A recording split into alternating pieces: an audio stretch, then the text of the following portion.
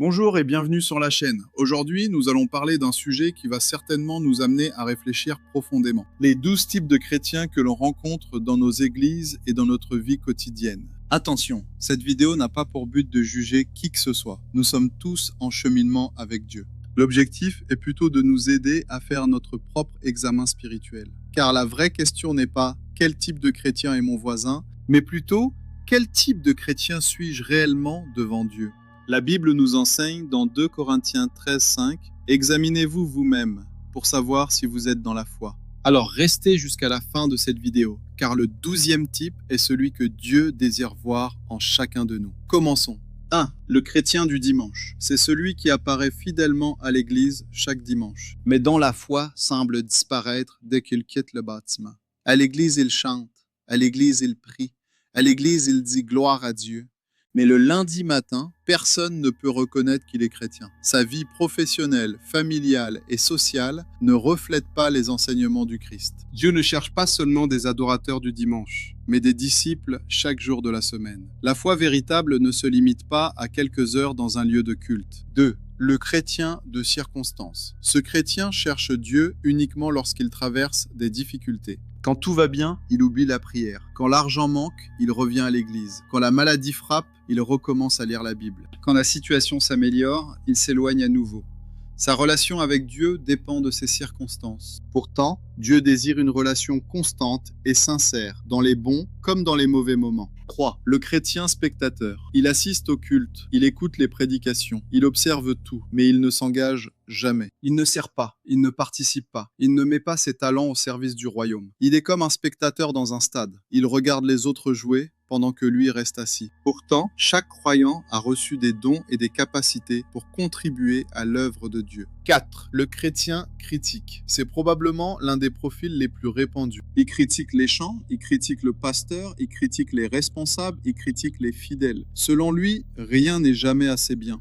Au lieu de construire, il détruit. Au lieu d'encourager, il détruit. La critique permanente est un poison spirituel qui empêche la croissance. Dieu nous appelle à être des bâtisseurs et non des démolisseurs. 5. Le chrétien religieux. Il connaît parfaitement les règles. Il maîtrise les traditions. Il connaît de nombreux versets bibliques. Mais son cœur est loin de Dieu. Il pratique la religion sans vivre une véritable relation avec Jésus. À l'époque, les pharisiens représentaient cette catégorie. L'apparence semblait irréprochable, mais l'intérieur avait besoin de transformation. Dieu regarde d'abord le cœur. 6. Le chrétien tiède. Ce type de chrétien veut servir Dieu sans abandonner le monde.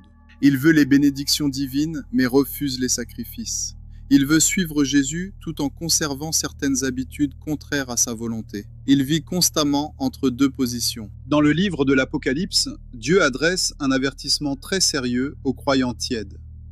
La tiédeur est dangereuse, car elle donne l'illusion d'être proche de Dieu. 7. Le chrétien émotionnel. Sa foi dépend entièrement de ses émotions. Lorsqu'il ressent fortement la présence de Dieu, il est motivé. Lorsqu'il traverse une période spirituellement sèche, il pense que Dieu l'a abandonné. Pourtant, la foi authentique ne repose pas uniquement sur les émotions. Il existe des moments de forte présence, mais nous devons marcher par la foi et non par les sentiments. La maturité consiste à rester fidèle même quand les émotions fluctuent. 8. Le chrétien matérialiste. Pour lui, la foi est principalement un moyen d'obtenir des bénédictions matérielles. Ses prières tournent autour de l'argent ou de la réussite. Il cherche davantage la main de Dieu que le cœur de Dieu. Bien sûr, Dieu peut bénir matériellement ses enfants, mais le véritable trésor demeure sa relation avec Jésus-Christ. Lorsque les bénédictions deviennent plus importantes que le Seigneur lui-même, quelque chose ne va pas. 9. Le chrétien compromis. Il adapte constamment sa foi aux opinions du monde.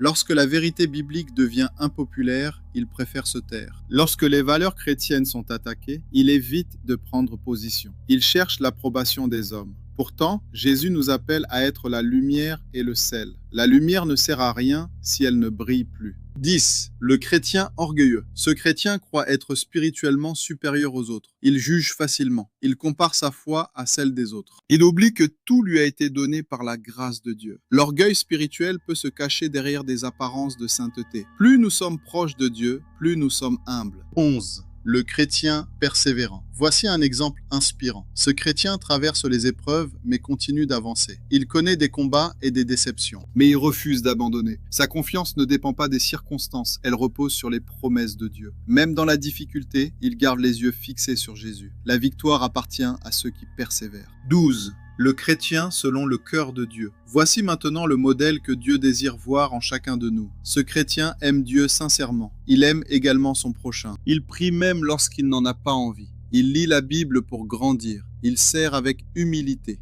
Il pardonne. Il apprend continuellement. Il reconnaît ses erreurs. Il cherche chaque jour à ressembler davantage à Jésus-Christ. Il n'est pas parfait, mais il est transformé par la grâce. Le christianisme n'est pas une religion.